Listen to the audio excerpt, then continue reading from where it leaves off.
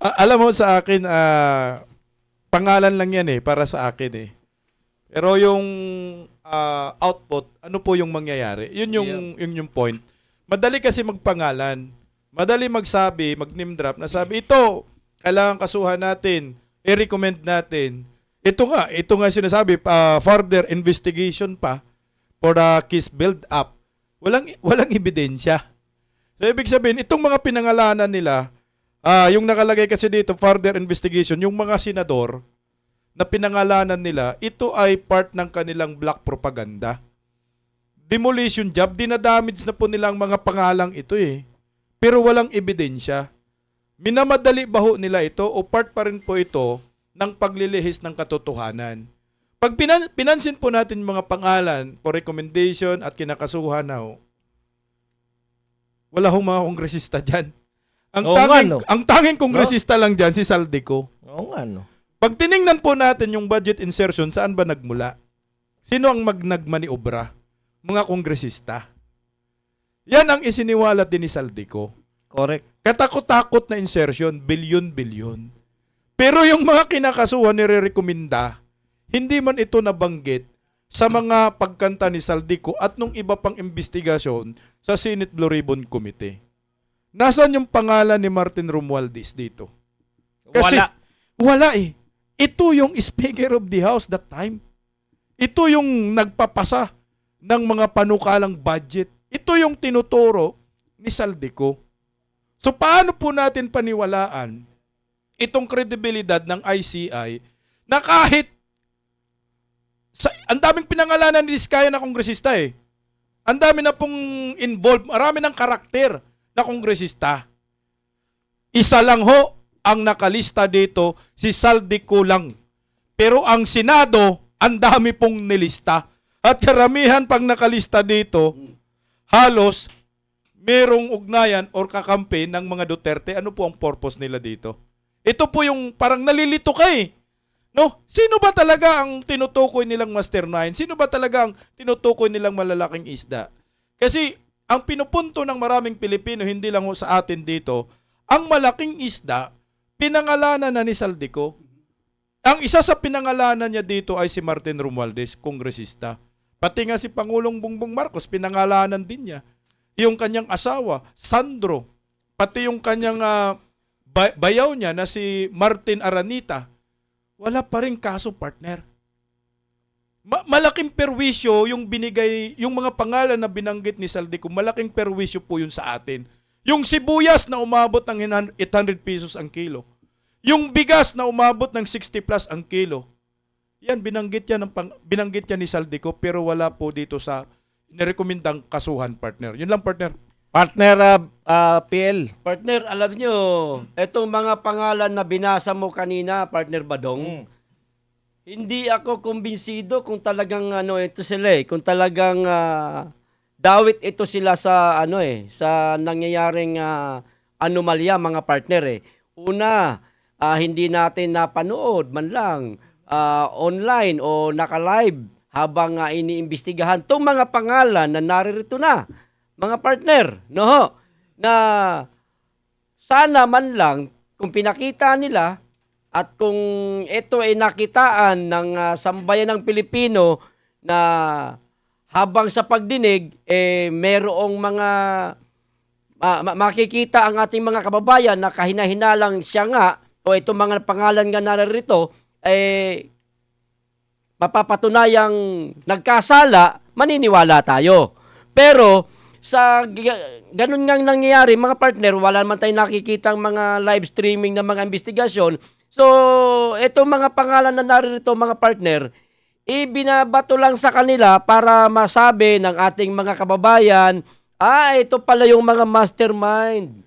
Ito pala yung mga nagkasala. Ito pala yung mga nagkamal sa kaba ng bayan ng limpak-limpak na salapi. So mali pala yung mga sinasabi ni Saldico na dawit si President Bongbong Marcos, dawit si Martin Romualdez, at kung sino-sino pang mga pinangalanan. Hindi pala yun. So nagsisinungaling si Saldico. Parang ganon ang gustong ipalabas nito, mga partner. Kasi ang naririto lang kung sino pa yung taong nagpangalan doon sa mga tinatawag nating malalaking isda, siya lang nag-iisang naririto sa listahan. Pero marami pang binanggit si Saldico na mas malalaking tao di hamak sa kanya na wala rito. 'Di ba mga partner? Nakukulangan ang taong bayan sa mga listahang inilabas nila. Ulitin nila ito, ilagay nila kung sino talaga yung mga pinangalanan ni Saldico para maging kontento tayo. Tama ka dyan, partner. Siguro kung merong mga 10 kongresista dyan, baka maniwala tayo. Oo. At nandyan si Yun Martin yun eh. Romualdez, Oo. baka napakagat tayo dito. Pero wala nga eh. Kaya malabong paniwalaan, partner. Kaya nga, Partner Dan. Well, may nakita kasi akong pangalan dito, yung Grace Po. Senator Grace Po, tsaka si Senator Chis Escudero. Mga kababayan, mga partner, bago ma-aproban yung tinatawag na BICAM, ang nag-uusap dito, una yung appropriation chair, Saldico. Dadaan ito ho kay dating Speaker Martin Romualdez, pag-uusapan ho ito ng Senate President ng appropriation budget ng Senado. So sila ho ang nag-uusap. So ang binanggit dito, yung mga dating SP, dating appropriation budget ng Senado, si Grace Po, which is sila ho yung nag-permahan, kaya sila ho na nandoon. What about yun ho sa Speaker? Bakit po nawawala po dito yun pong mismong sa House, yung Speaker? Kasi hindi ho ma-approvean po itong mga to kung wala din pong pirma. Ito hong si former Speaker Martin Romualdez. Ngayon, ang hinahanap po ng taong bayan, bakit hindi po ma-subject? Bakit hindi po maimbestigahan? Bakit hindi po masabi na meron ka bang kinalaman dito? Bago mo pinapirma ito, itong BICAM na to na naging General Appropriation Act, alam mo ba ito na may mga insertion dito? Ang makakasagot po niyan, ito pong si dating House Speaker Martin Romualdez. Ngayon, hindi ko alam kung ano po ang ginawa niya po dyan na para bang siya pa yung bida ngayon sa ICI na dumating siya doon, partner Dumating siya doon.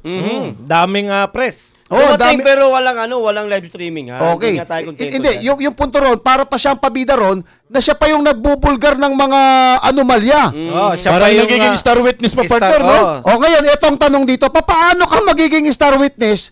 Ikaw mismo, kasama ka doon. Kasama ka na pumirma. Kung hindi mo pinirmaan yung mga sinasabi nyo na mga insertion yan, isang ibig sabihin nito, inutil ka. Bakit? Pumirma ka na may insertion doon, pinayagan mo. Or either, kinonsinti mo. Pero sinasabi niya, partner, wala naman daw sa BICAM. Imposibleng walang BICAM o speaker. Wala daw siya. Wala daw siya sa BICAM. Itong pruweba natin na lumalabas. Ang sabi doon, di ba, naalala natin yung sa AFP na video? Ayun pa doon lang sa Misibis. Nilabas Ay, na yan, matindi nilabas yun. yan. Nilabas yan, di ba? Yung Correct. video na yun na don't worry about your budget, approve na yan. Di ba? Ba't di ginagamit ng ICI yun, na video na yun? Ba't hindi Pangalawa, ano pa sinabi pa dyan? Nang dahil po kay speaker, merong AX. Ayun. Nang dahil po kay speaker, merong akap. Nang dahil po kay speaker, merong Tupad. Kaya po, pasalamatan po natin dahil po dito sa ating balawigan, binigyan po tayo ng bilyong halaga ni Speaker. Bumabaha. Yes. At hindi lang yan, yung tumakbo. Ito, kabisadong taga Manila. Alam Ano? mo sino nagsalita dyan? Sino? Kamukha ni Madam Laila Delib. Yun. At Sino, isa pa. sino? Huwag na pangalanan. Huwag na pangalanan. Kamukha lang. Di kasi ako chismoso eh. Magpasalamat po tayo kay Speaker dahil binigyan po tayo ng kalahating bilyon. Aba? Alam niyo yan, yung nakalaban ni Isko. Imagine, saan niya pinagkukuha yung pera na yan? Saan? Saan nga ba? KPL. Hindi sa akin, ha? Baka kay BMR. Hindi yan ang ko. Sumagot si Martin sa sa sinasabi mo. Ano yung sagot niya? Ano ang sagot ni Martin? Ano? Di ba sabi, ano yung sabi mo kanina, yung hindi dahil kay Martin, Yung May kalating kung bilyon tayo. hindi kay speaker, meron tayong AX. alam mo yung sagot doon? Ano? Sagot ni Martin, Ayun. Ang galing talaga ni Dimar na. Magpatayo na tayo kaya ng comedy bar. Magagalit ang si Alan Kenya sa atin. BMR. Ako na ba? Patay tayo. Yun nga, no? Kung Tatawa-tawa ka kasi. Hindi, balik tayo sa ano. Kung pagbabasihan natin mga kapartner, itong mga listahan na nandito, andito pa rin si former Senator Grace po at saka si former Hindi nga tayo kontento Senator dyan. Nancy Binay, ano? Mm. Wala akong problema katulad ni Senator Bongo. Mm. Senator Bong Revilla pala. Sorry. Senator Bong Revilla. Mga dating senador Mhm. na di umano no. Pero kapansin-pansin partner, bukod dun sa sinasabi ni partner Bisdak na walang mga congressman, kasi kung papansinin natin, oo nga, di ba mayroon pinapalabas ngayon ang mga balibalita na babalita sa Billionaire News Channel, yung si Garjola, di ba bukang bibigyan ni Congressman Libiste, Correct. Oo. na sinasabi niya, mas maliit, mahiya nga daw dyan yung mga diskaya eh. Dyan sa kay Congressman, contractor congressman na Garjola, di ba? CWS party list ba yan? oo. Oo. Yan, bakit walang Construction worker yan, partner. construction worker yan, partner, ha? Kaya mag-construction. Bilyonaryo, construction. Mag-construction. Oo. Naniwala naman kayo. Huwag ka na mag-vlogger. Mag-construction ka na. Kasi siya yung representative ng construction worker. Partner BMR, dugtong ko lang. Meron kasing anak ng kongresistang umamin sa isang local news. Ito, totoo to ha. Nasa local news sa CLTV ho ito sa Pampanga. Maikli lang yan, ha? Maikli Oo, lang. maikli lang. Hindi expose yan, ha? Hindi. Hindi expose. Ito, umamin po ito. Umamin ito. Yung Hindi pwede pangalanan. pangalanan natin kasi grabe. nasa news naman eh. Oo, Pwede yan. pangalanan eh. Sige. Umamin po yung anak po ni former Congressman Dong Gonzales. Ayun, ako po. Isa pa yan. Ito. Na umamin po siya na sumasali sila sa bidding at nananalo sa bidding. Ayun, so si Dong. So Dong Gonzales, yung ngayon kasi yung congressman si Maika. Yung anak naman yung isa, kontraktor ng AD Gonzales. Ang tanong doon, bakit hindi iniimbestigahan din ito? Ang isa pang tanong, Opo, nasa na madami si pala. Dong Gonzales? Oo. Hindi Correct. pa yata nakakabalik. Patapusin nyo muna si Bim. Oo, Partner. Hindi, nakita- yun nga, doon nga ako pupunta eh. Nakita natin Tapusin sa mo vlog na, yun, si BMR. Dong Gonzales na palipad sa airport. Pasakay na doon. Talaga? Oo, Pabalik na, pabalik. Hindi, papunta, palabas. Palabas. Oo Daming nga. mga malibalita, partner. Babalik kaya yun? Hindi ko Dati alam. na nga yan eh. Ang Oo. tanong nga, nasa na siya ngayon? Yun Hindi, nga. ako sasagot. Sinagot po yan ng local news ng Pampanga, nakabalik na daw po siya. Nakabalik na. Yun nga, sumagot yung anak eh. Oh. Sinagot niya yung anak yon, partner ha. Sinagot nung anak yon. Bumalik Na na. nandito na sa Pilipinas? sa Pilipinas. Oo. At doon nga sa pangalawang tanong ho ng isang kaibigan natin na reporter doon ng CLTV, doon na paamin. Ayun. Na siya contractor sila. BMR. Ituloy ko na ha. Wala Sige. nang awat. Wala na. Wala nang awat ha. Yun. Walang awat. Dagdag natin dito, yun, Oo. present congressman yung Garjola, di ba? Oo. Bakit hindi nasama dito? At bakit hindi mukhang tila baga iniiwas ang investigasyon sa kanya? Mhm. Bukod dyan, mga kapartner, total, andito rin lang naman ang mga former senator at former congressman, si Saldico. Bakit ang mga former congressman, na which is si Dalipe, Mhm. Si Manix. si Manix Dalipe, si Kimbo. Yan. Yung mga yan, mga kapartner, bukod dun sa kay Gonzales, na dati ring congressman, itong mga ito ay napakaiingay noon. At di ba, nagtatatakbo pa nga yan si Kimbo noon nung tinatanong siya eh. At ang kapansin-pansin partner, mayroon siyang isang sagot na mayroon daw small committee. Correct. Bakit Yan. itong small committee, hindi nila ito ngayon ipatawag din dyan sa ICI? Tanungin kung sino-sino itong small committee na ito. Bakit tila baga, pinag-usapan sa BICAM, 7 senador, 7 congressman, Oho. binago lang ng small committee. Apat sila, small committee, kongresista yan, partner. Apat yan, partner. Oh, binago lang nitong small committee na ito. Biruin mo, saan ka nakakita? Ang malalaking komite ng Senado at ng Kongreso, tinalo lang ng small committee. Yan lang mga kapartner. At Yun. bakit hindi yan napatawag? Yun na. Partner, ito naman ang mga reaksyon ng mga binanggit kanina mga senador, no? Okay. Sinabi ni Grace po na hindi totoo. Hindi, partner. Sinabi naman ni Bong Revilla, Budots. ang katotohanan at hindi mga haka-haka ang mangingibabaw. Lalo na't ang mga aligasyon laban sa kanya ay nakabatay sa walang saysay na paratang. Yan, ang katotohanan. Sabi naman po ni Senator Mark Villar, Mhm. walang basehan at walang kahit na anong ebidensya. Ito naman po ang reaksyon ni Rowena Guanzon. Lagi pong Ayan na. nagre-react po. Ayan na. Sikat na sikat to si Sige, sige. Rowena Guanzon, di ba? Ito siguro kumintuhan natin. Oh, Kay Ma'am hindi. Rowena. Magkukomento kayo after para lahat na bahala na kayo kung saan. Reaksyon ni Rowena Guanzon, hindi bumoto pabor sa impeachment sa House ang pamilya ni Bong Revilla. Ayun. Nilaglag siya ni Tambaluslos kahit nasa iisang partido sila ng lakas. Nasa Magic 7 ka ng umpisa hanggang dulo ng survey. Pagdating ng eleksyon, nga ka. Mhm. Hindi si Boy Pogi Garcia. Ere-recommend daw ng ICI na kasuhan siya at sino magkakaso? Ombudsman? Sinong ombudsman? Boying? Sa 2028, puksaan ng Remulla versus Revilla, Barsaga sa Cavite. Ewan ko saan kakampi ang mga Tolentino na isa ring nilaglag. Maganda yan, maganda yan. Partner Bisdak. Grabe. Tanda na yung partner. Sige, partner. Mukhang alam ko na kung saan magkukomento ito mamaya si partner. Saan? Sa best friend niya si Tolentino. Tol! Kamusta na, Tol? Tol! Ano ka sana, Tol? Top 5 ka sana, Tol. Kasi partner, di ba? Tatlo na sila na iwan, no? Correct. Sa PDP laban. Top 1 si Bongo. Bongo. Si Bato. Top 3. Oo. Top 5 ka sana, Tol. Oo. Nasayang, no? Sayang. Sinayang niya sa Sa totoo. sobrang talino ni Tol. Nagiging Partner, bobo. Bisdak. No.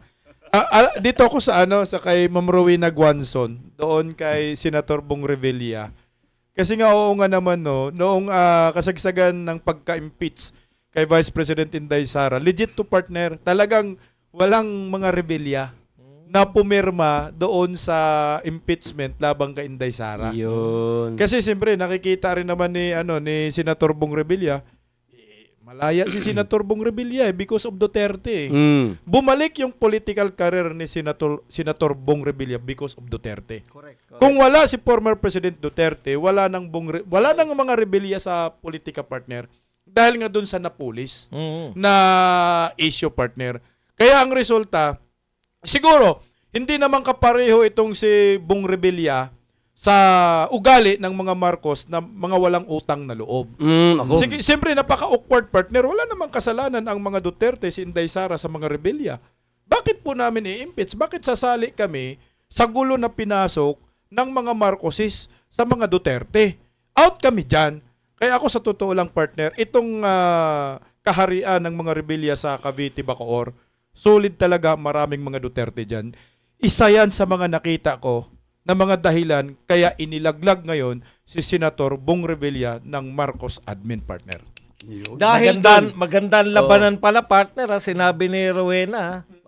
Ikaw, taga Cavite ka, di ba? Correct partner. Nahiwaga na na ulinigan mo ba yung Barsaga, Revilla tandem at saka Remulla. versus Remulla? Oo, yan. Yan ang pinakamaganda dyan. Kung magsama-sama si Barsaga at saka itong si Revilla, May tulog yung Remulla. may tulog yung Remulla. Baka makuha ng Revilla at Barsaga ang Ang probinsya gobyerno. ng Cavite partner. So, ulitin ko grabe. lang mga partner, sa madaling salita, kaya ba nilaglag itong si Bong Revilla? Dahil hindi bumoto ang mga rebelya o lahat ng rebelya hindi bumoto? Lahat ng mga congressman Maraming partner. congressman. So, yun ang dahilan. Yan ang Sabi isa ni sa mga Rowena. nakita partner. Oo. Sabi ni Rowena Guanzon. So, namimersonal na. Merong isang mamang namimersonal. Possibly partner kasi Oo. ang pattern kasi, script kasi ng Marcos admin, pamimersonal talaga. Ayun. Kagaya kay Pastor Quebuloy, former President Duterte, Inday Sara, pamimersonal, hindi ka nila Pati bibitawan. kay Chis Escudero, Chis Escudero, partner. So, pinipersonal sila. Grabe. So dapat kapag ka, ayaw mong mabato ka ng bato ng administrasyong ito, ang gagawin mo, Susunod ka sa atos Yan, nila. Parang oo, ganun. oo. Sabi nga ho ng First Lady, hindi na ito yung panahon ng kritiko. Mm. Kumbaga kung ano ang gusto nila, doon tayo. Pag ang direksyon natin papuntang impyerno Impyerno tayong lahat. Parang ganun Yan, po ang oo. gusto nila partner. Kaso ang mga rebelya, merong prinsipyo mga partner. Correct partner. May pinangahawakan ng prinsipyo na hindi naman nila kalaban ng mga Duterte. Bakit nila iboboto? Bakit sila boboto Tama ka ng dyan, impeachment? partner. Oh. Hindi po talaga itinuring kalaban ng mga rebelya ang Duterte simula't umpisa pa. Yun. Partner. Partner Dan. Well, maganda to. Ito nga abangan natin ito. Pero ano bang mapapala po nila kay sa isang talunan na senador para ibalik pa ito, di ba? Ako ang logic na nakita ko nito, bakit kinakailangan kasuhan pa yung talunan? na nilaglag na nila. Tama, may punto. Di, magandang tanong yan, partner. O, di ba? Mm-mm. Kasi alam mo, may sagot eh. O sige, mamaya sagutin ko yan. O, Tuloy ikaw- ko muna. O, sagutin mo muna, sige. Hindi. Kasi ganito. Napakadali nilang kasuhan. Nag-uusap yung dalawa. Binigla naman ako sa tanong ng tao. Programa to natin na birada to, hindi to vlog. Hindi ito inuman, ha? Hindi, okay lang pa Hindi, hindi. sige, Sige, kasi Oo. napakadaling kasuhan para sa kanila itong sinasabi mong talunan na senador. Oo. Kasi nga walang kapangyarihan, partner. Pwede. Galing. Okay, so tuloy ko na, partner, ha? Oo, Tuloy ko tuloy na. mo So, ito na nga, ito ho ay opinion lang po at pag-a-analyze po ni Rowena Guanzon. Mm. Pero po, na medyo malapit-lapit po sa katotohanan at realidad. So, ang nakikita natin, hinagupit po ng paghihiganti. Parang bagyo lang pala eh. Ay, Hinagupit. oo. Hinagupit ng paghihiganti dahil hindi ka umayon doon sa kagustuhan nila at ikaw ay kumontra sa agos, kaya ito ang iyong kumbaga ito yung Sanksyon. Premyo, parang premyo. Parang ganun. award. Yan. Tama. Meron bang award na masakit? Di ba? Ito nga sa kanila eh. Parusa. Di ba? Parusa. Parusa, yan. Di ba? Parang sinasabi to na kapag kayo ay kumontra sa administrasyong ito, matutulad kayo sa mga ito. Correct, posible. Ganun Diba? din. Mensahe yan. So, para bagang so sa mga nag-iisip dyan na gusto pang bumaliktad at magsabi ng katotohanan at ilalaglag kami, ay mag-isip-isip kayo. Tama. Galing. Yun. Mag-isip-isip kayo. Ayos. Meron kayong kalalagyan. Yun. Kaya, mas mainam pa, tumahimik na lang kayo. Ayan. Kayong lima dyan sa birada, bahala kayo. Partner BMR, medyo... Palapit na, palapit. Ilalapit ni BMR ang kanyang sarili sa mikropono para marinig. Umaangal yung mga natin. Mga Mahina daw audience, mic mo. mahina daw si VMR. Mahina ka pala eh. Alam nyo, isa nga ito sa ating pinagtataka, dahil yung mga rebelya, marami tayong mga komentaryo noon, mga taong bayan, na sabi nga nila, nagsayaw lang ng budot si Nanalo na. Oo. senador. Mm-mm. At dati pang nakasuhan dito nga sa nakaraang administrasyon, di ba? At kasama ni Senator Jinggoy.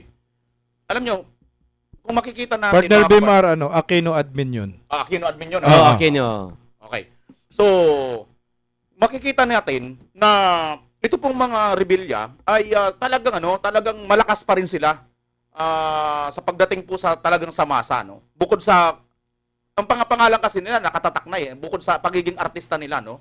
Kasi kung artista at artista ang pag-uusapan, dihamak naman na mas lamang naman siguro si Senator Bong Revilla dito kay Senator Lito Lapid. Correct, Kasi oo. tabi Senator Lito Lapid.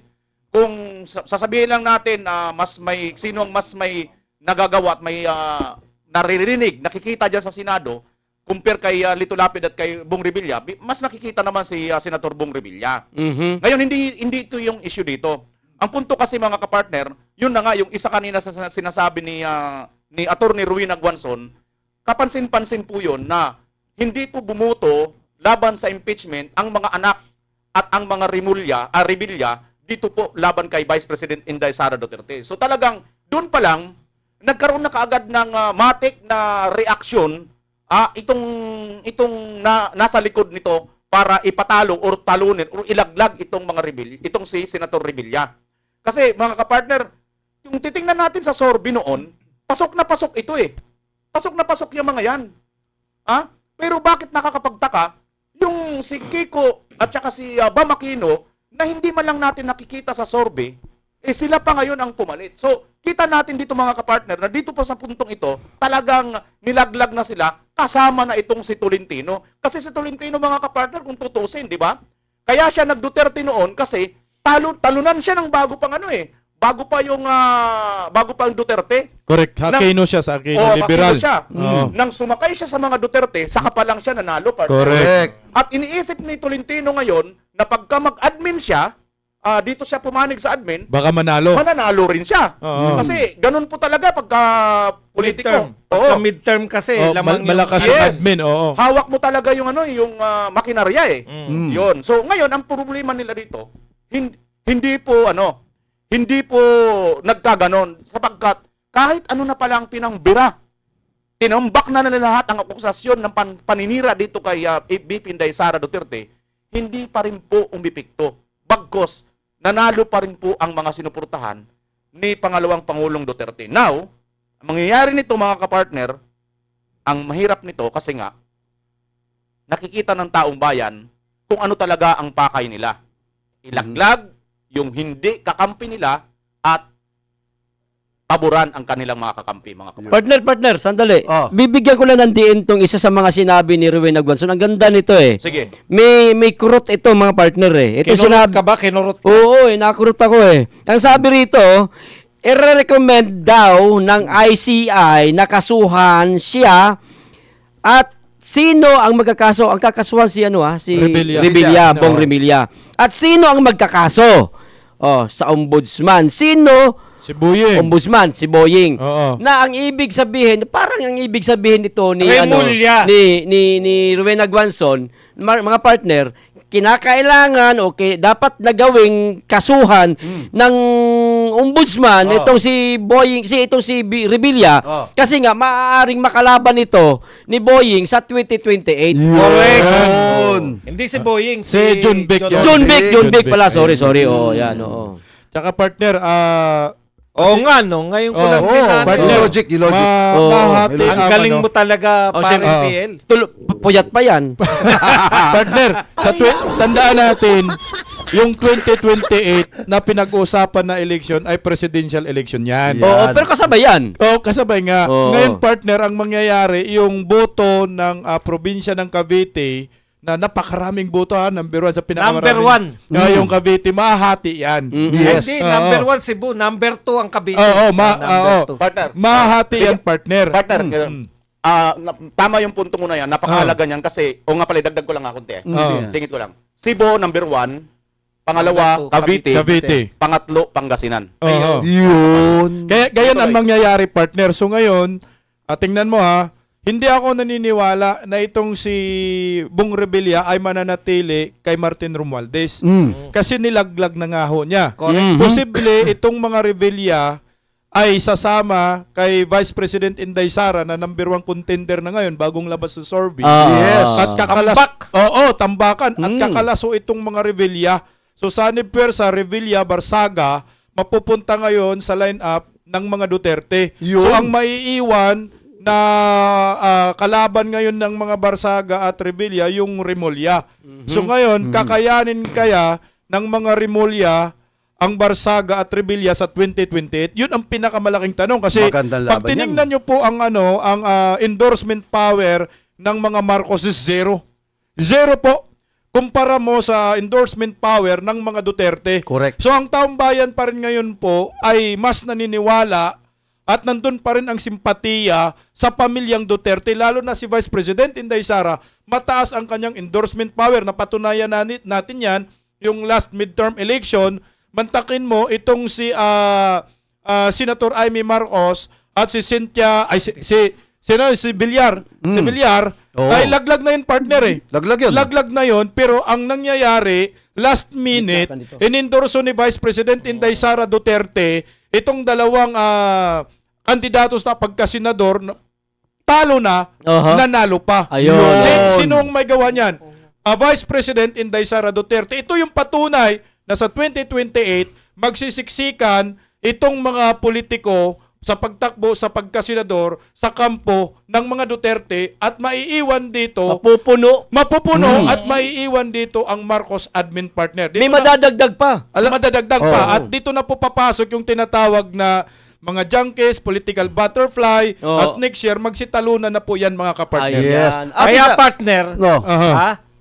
tanong ko lang, sa tingin nyo ba yung dami? Kasi nagbabalak na kagad yung Makabayan Black na i-impeach si BP Sara. Yes. Makukuha labo. pa ba nila yung numero? Sa tingin ko, partner, yung 2026 kasi, ito na yung pinaka-crucial moment pagdating sa politika. Kasi kung gusto mong manalo bilang isang kongresista or senador or local politician, kailangan mo maghanap ng isang Matatag. napakalakas na puwersa Correct. na presidential candidate na talagang number 1 contender. Wala nang iba, si Vice President Inday Sara Duterte. Correct. Kaya yung mga kongresista yan, partner, yung sinasabing impeachment, wala nang mangyayari in partner. Wala nga hong nangyayari sa panahon ni Martin Romualdez na maraming pondo sila, lalo pa kaya ngayon na nabunyag na yung pagkatao nila pagdating sa mga insertion. Wala nang kakampi partner, ang lahat yan magsiksiksikan kay Vice President Inday Sara. Kaya yung impeachment, ano na lang yan, propaganda. Makabayan propaganda lang yan. na lang. Propaganda yan at demolition job, pero at the end of the day, lusaw agad yan, partner. Partner, dagdag ko lang, no? Oo. Yung mga taga Visayas at Mindanao na mga pumirma, hirap na hirap sila noong nakaraang election. Correct, partner, oo. na ipaliwanag sa constituents nila na bakit nila pinirmahan yung impeachment ni BP Sara. Ngayon pa kaya, alam natin lahat na number 1 sa karera. Correct. Kumbaga, nangunguna na po si BP Sara at ang layo po. At saka partner, nakakatakot si Vice President Inday Sara. Since 2022 kasi meron ng pasurvey si Martin Romualdez Very consistent until now. Mag-almost po 3 years na, number 1 pa rin si Vice President Inday Sara. Pero partner, ito pinag-uusapan, February, nag-re-ready ang mga kabayan block na impeachment kay BP Sara. Naalala natin na binulgar ito ni Congressman Toby Chanco. Kaya lang naman na isulong yung impeachment dahil may kapalit. Yun. Ang tanong dito, sino ang mag-i-initiate na magbibigay ng pondo na para sa mga kongresista? Kasi patay na bistado na kayo Di ba binisto na sila ni Congressman Toby Chanco? Di ba? Tama. Binisto na yung nakaraang impeachment po, may involved na pangako Iyon. na pondo. At hindi lang pangako yan, partner. Natupad ba yan? Hindi.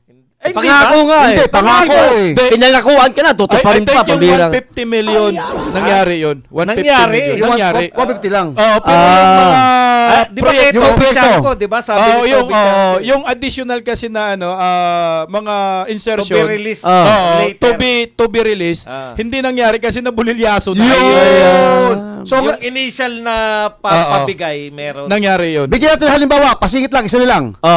Ang sabi nila, eto yung magpapatalsik sa Duterte. Naku po. Yung ayun ano, na, yung ano. Yung rally nila. Ay, O, di ba? Wala. Nakita natin sa aerial inspection. Barya lang Anong barya? wala pa sa kalahati Wala ng na. pulis. De, barya wala Hinahanap ko yung 16 million nila sabi ko, nasan yung 16 million na magpapatalsik? Sinasabi nila, mas marami pa doon sa iglesia. Mas marami pa daw sila sa INC. Mas marami yung multo. Ghost star na Partner, na rin. Ghost rally. Pinag-uusapan natin yung multo. Meron ka pa ba, BMR? Dagdag ko lang sa Sige. impeachment. Total, pag-usapan ng impeachment, Manapa, baka si PBBM pa ang maharap sa impeachment. Naku po. Dahil dito kay Paano mo Congressman nasabi? Barsaga, Oh. kasi hinahanap natin partner kung anong reason kung bakit si Congressman Barsaga ay pinag-iinitan. Kasi Very obvious naman na pag-iinitan Hindi. talaga. Ikaw naman. bibigyan ko lang partner ng konting Ayan, konting kiliti. kiliti. Kasi nga ang kanilang rason dito mga partner, unbecoming, di ba? Kandak. Kumbaga, Conduct unbecoming. kandak unbecoming, parang walang mudo, hindi tamang pag-uugali. Partner naman, kung yan lang ang basihan nila, tama ba yun?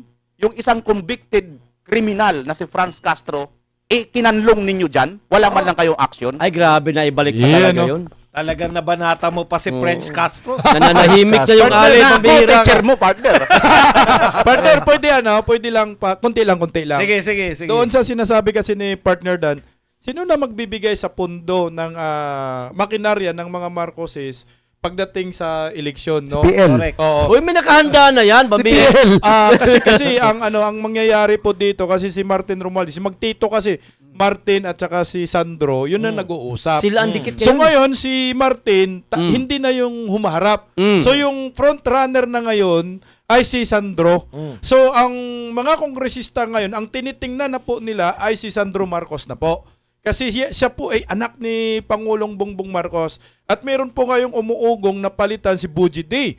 So malamang sa malamang ang hahalili dito at posibleng mangyari, ito ay tsorya lang natin kasi ang pinag-uusapan na pundo. So ngayon mas malakas ang hatak ni Sandro Marcos kumpara kay Bujidi ngayon. Aha. Correct. So posible si Sandro Marcos ay magiging Speaker of the House bago matapos itong taon or next year. So ang pundo na manggagaling ay galing sa anak ni Bongbong Marcos na si Sandro na hustler na ngayon pagdating sa insertion na tinaguri ang King King. of Pork Barrel. Yun. Partner, Magtsuhin, ha? Magtsuhin. Partner Bisdak, idadagdag ko dyan, ano? Mayroon tayong napanood na sinasabi ni Congressman Leviste na ito daw mga insertion ngayon, mukhang nag-aano na naman, nag-a-attempt sila. Nag-a-attempt na naman sila. Hindi partner, hindi nag-attempt. Meron na. Oh. Meron Meron na. sa 2026. Meron. Pero ito Meron. partner, sabi ni Kong Leandro, yung budget nung nakaraang taon, 2025, kinopya lang. Kinopya lang at binago lang yung pangalan. Inuntian lang ng konti. Imbis na ang insertion, mapunta sa flood control, hindi nilagay sa flood control, kundi sa mga kalsada. Iyon. Same pa rin, meron Same pa paling rin. budget insertion partner. Mas malala pa nga daw ngayon, kumpara yung 2025. partner, wala naman problema yan kung palitan nila ng pangalan eh. Ang importante dyan kasi, ang figure eh. Yun ang Tol. importante dyan eh. Speaking of nilagay sa kalsada, Oh. ako, suki po ako dito. Ayun naman. Oh. Ito talaga suki ako dito. Nagmamaneho ko ito, umuwi ako. Saan lugar Correct. yan? Thailand. Mula dyan sa Maharlika Panayan ng Quezon, papuntang Bicol. Oh. Alam mo ba na montik na kaming madisgrasya dyan? Dahil sa Bakit? lubak-lubak. Sa lubak, pumutok Ay, yung gulong sa likod Sobrang namin. lubak ba Ayan. talaga? Sobratol. Talaga? Taon-taon na lang yan. Tapos narinig ko ngayon kay Father Bisdak, Oo. ilalagay sa kalsada. Correct. O, di ba? Ngayon, Sino ang congressman? Hindi partner, ang pinakamayayaman ha. Panay taga Bicol. Correct. Ako Bicol. Sino ang congressman? o pwede ba pangalan? Binabati ko nga pala ang ating kaibigan. Saro. Oh. Gusto natatanong eh. Binabati ko yung napakagiting ho na congressman. JJ Suarez ho. Palakpakan natin! Oo, palakpakan. Ayan, Parang